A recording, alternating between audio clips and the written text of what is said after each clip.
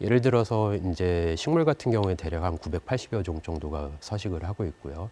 그리고 동물 같은 경우에는 곤충을 포함해서 대략 4,300여 종이 지금 서식하고 있는 상황이기 때문에 이게 상당히 높은 숫자라고 볼 수 있습니다. 그래서 이런 부분에 있어서는 상당히 다른 지역에 놓고 봤을 때 좀 중요하고 의미 있는 보전 지역이 아닌가 싶습니다. 예. 제가 다음번에 드리려고 했던 질문까지 얘기를 해주셨는데, 예, 예. 그러니까 단위 면적당 예. 그 생물 다양성이 제일 높다. 예, 예.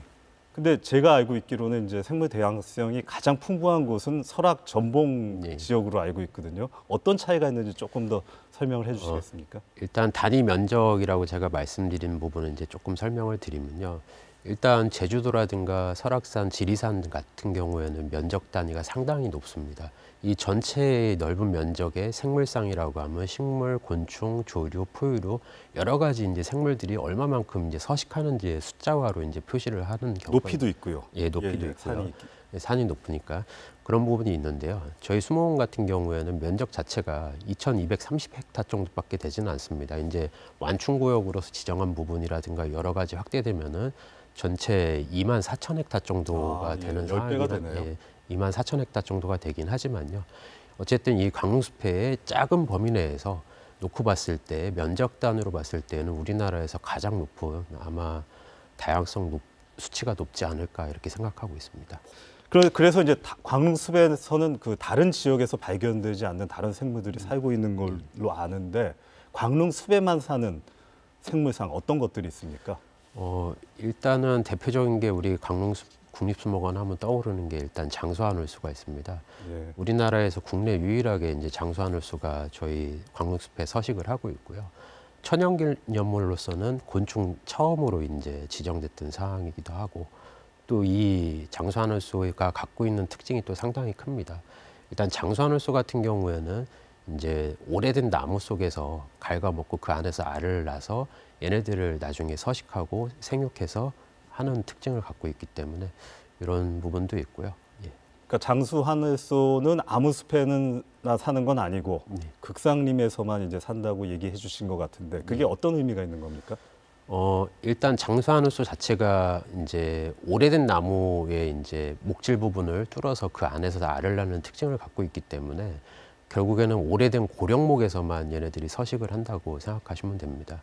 그 얘기는 우리나라 한반도 내에서 가장 오래되고 오래된 숲에 나무들이 어디 있는가를 따져보시면은 결국에는 이 광릉숲 내에 서어나무라든가 다른 참나무 이런 참나무들이 상당히 많이 오래된 나무들이 분포를 하고 있기 때문에 이런 부분에 있어서 좀 다른 지역하고는 틀릴 수가 있습니다. 아, 우리나라에는 그러면 이렇게 큰 넓은 지역에 500년 이상 나무로 이루어진 숲이 없나요? 왕피천도 있고 제가 얼핏 들은 것 같긴 한데. 뭐 일단 다른 지역 같은 경우에는 예를 들어서 인위적인 간섭이라든가 여러 가지 개발을 통해서 지금까지 관리되는 지역은 있지만 광릉숲은 아까 제가 말씀드린 것처럼 이제 1400년대서부터 왕실의 부속림으로서 관리가 됐기 때문에 그만큼 인위적 간섭이라든가 자연 훼손이 상당히 적었다라고 볼 수 있습니다. 근데 다른 지역은 잘 모르겠지만 중부 지역 내에서는 이렇게 500년 이상 된 숲은 광릉숲 외에는 사실상은 없습니다. 많은 개발과 도시화가 되면서 숲 자체가 사라지고 있는 상황에서 유일하게 남은 지역이라고 보시면 될 것 같습니다. 자, 멸종 위기종 얘기했는데 다른 것들도 많은 걸로 알고 있거든요. 예. 광릉 요강꽃 이런 것도 이제 제가 들어본 적이 있는 것 같은데 예, 한번 맞습니다. 쭉 설명을 해주시겠습니까? 일단은 식물 부분 같은 경우에는 이제 광릉 요강꽃이 이제 저희 광릉숲 내에 존재를 하고 있고요. 곤충 같은 경우 아까 말씀드렸던 장수하늘소 이런 것도 포함되어 있을 수도 있고, 그리고 포유류 같은 경우에는 그 하늘다람쥐 이런 것들이 이제 광릉숲 내에 서식하고 있습니다. 예. 장수하늘소는 이제 아주 오래된 고목에만 서식하기 때문에 광릉숲 밖에는 찾을 수가 없다. 그럼 혹시 장수하늘소를 다른 지역으로 이식시키기 위한 뭐 이런 작업이라든가 이런 부분들에 대한 연구는 없습니까? 저희 수목원 내에 그 장수하늘소를 특화해서 저희가 나중에 복원하기 위해서 연구를 하고 있고, 이제 사육동을 만들어서 저희가 같이 관리를 하고 있습니다. 결과적으로는 나중에 이제 이 저희가 생육했던 키우고 있는 장수하늘소를 다른 지역에 이제 보낼 수 있는 방법도 지금 고민 중이고요.